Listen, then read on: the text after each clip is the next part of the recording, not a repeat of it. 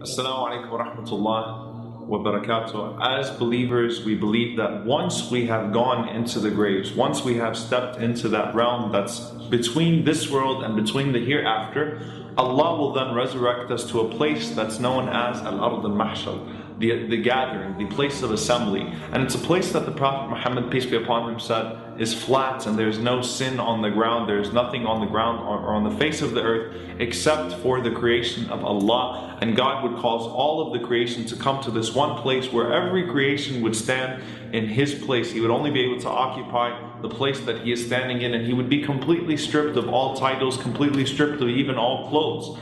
Now, I know that may sound a little strange. How would it be that a person would be stripped of their clothes?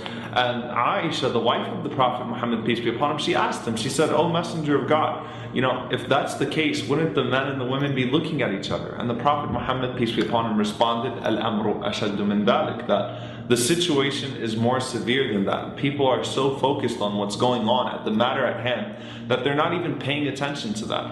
And so from that, we believe that that everyone would be made to stand as equal in the sight of God, and then Allah would call each and every single individual up to meet Him. And as the Prophet Muhammad, peace be upon him, said, there would be no translator, there would be no interpreter. It would just be you, your Creator, and your deeds. So on the Day of Judgment, as Muslims, we believe you either meet the mercy of God or you meet the justice of God.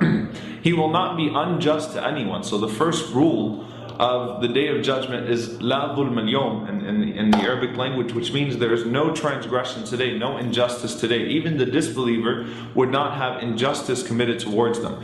If a person, for example, was not exposed to any form of religion whatsoever, was not exposed to Islam, was not exposed to God, had no means of accessing the truth, then that person would be forgiven on the Day of Judgment. The Prophet Muhammad, peace be upon him, said that that person would stand in front of God and complain that the message never reached me, or I died as a child, or I was senile, or I wasn't mentally capable of accepting this message.